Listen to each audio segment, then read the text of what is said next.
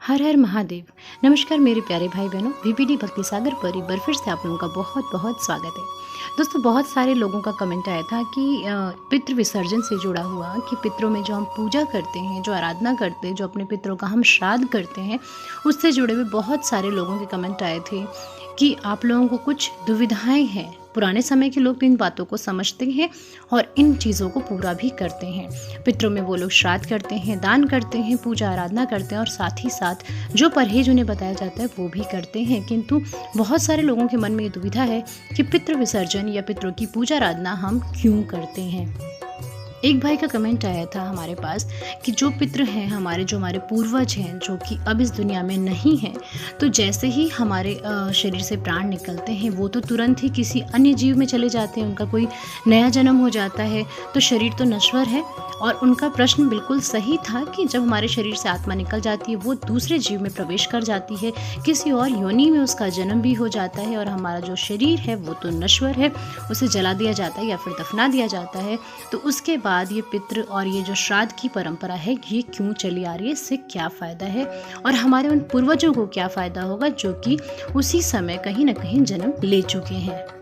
तो प्यारे मित्रों, हो सकता है आप लोगों में से और भी बहुत सारे लोग होंगे जिनको इस तरीके की दुविधाएं होंगी, जिनके मन में ऐसे प्रश्न होंगे। तो उन सभी प्रश्नों का आज आपको यहाँ पर उत्तर मिलेगा, तो वीडियो अंत तक और ध्यान से जरूर देखिएगा। प्यारे भाई बहनों, पितृ विसर्जन अमावस्या के दिन धरती पर आए पितरों को याद करके उनकी विदाई की जाती है। पूरे पितृ पक्ष में पितरों को याद ना किया गया हो तो अमावस्या को उन्हें याद करके दान करने और गरीबों को भोजन कराने से पितरों को शांति मिलती। इस दिन सभी पितर अपने परिजनों के घर के द्वार पर बैठे होते हैं। तो प्यारे मित्रों, ये जानकारी हो जाती है शास्त्रों के अनुसार व हमारे बड़े बुजुर्गों के अनुसार। साथ ही साथ दोस्तों, ये भी मान्यता है कि जब पितृ विसर्जन का समय होता है तो पितृ द्वार जो होते हैं वो खुले होते हैं। यह कहना गलत नहीं है कि जिस भी व्यक्ति की मृत्यु होती है वो उसी क्षण उसकी जो आत्मा होती है वो अन्य शरीर में, अन्य जीव में प्रवेश कर जाती है और शरीर नश्वर है, इसमें कोई भी गलत नहीं है दोस्तों। किंतु आपकी जानकारी के लिए बता दूं कि जिस नए शरीर में, जिस नई योनि में वो आत्मा प्रवेश करती है वहाँ पर भी वह विचलित रहती है। जी हाँ दोस्तों, हमारे अपने जो हमें छोड़कर चले जाते हैं, किसी भी अपने को जब वो जाता है तो उसे कष्ट तो होता ही, उसकी आत्मा दुखी तो होती ही है। जब उसे उसके अपने पितृदान कर देते हैं, उसे श्राद्ध करते हैं, उसे याद करते हैं, तो उसकी आत्मा को शांति मिलती है। यानी कि जीव किसी भी अन्य जन्म में चला जाए, कोई अन्य योनि में चला जाए, किंतु उसकी आत्मा शांत नहीं रहती है, वो सदैव ही विचलित रहता है, चिड़चिड़ा रहता है, शांति से नहीं रह पाता है। इसीलिए प्यारे मित्रों, ये दिन बनाए गए हैं। तो आप ये मान के चलिए, यदि आपके माता पिता या फिर आपका कोई भी अपना जो अब इस दुनिया में नहीं है, तो इन दिनों में जब पितृ द्वार खुले होते हैं तो आप गरीबों की सेवा अवश्य ही करें, दान पुण्य अवश्य ही करें। साथ ही साथ संभव हो सकता है तो जो भी आपके बुजुर्ग हैं उन्हें गया जी में जाकर के स्थापित भी अवश्य ही कर दें। चारों धाम की यात्रा करें, उनको गया जी में जाकर के आप स्थापित कर दें, उनकी आत्मा को सदैव सदैव के लिए शांति मिल जाएगी।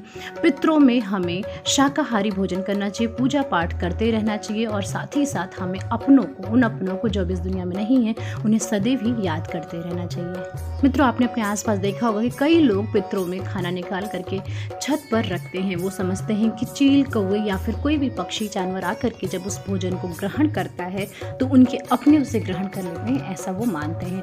जी हाँ दोस्तों, ऐसा बताया गया है कि पितृ विसर्जन के समय में जब पितृ द्वार खुले होते हैं तो हमारे पितृ अलग अलग रूपों में आकर के उस भोजन को ग्रहण करते हैं। तो मित्रों, हम तो इतने ज्ञानी है नहीं कि हमारा जो पूर्वज है वो किस रूप में आएगा हम जान सके, तो इसी वजह से हम ये दान पुण्य करते हैं। आपको अपनी इच्छा अनुसार जितना आप कर सकते हैं उतना दान पुण्य अवश्य ही करें। अपने घर की जो छत है उसके ऊपर आप भी अवश्य ही जो भोजन बनाते हो निकाल कर रखें।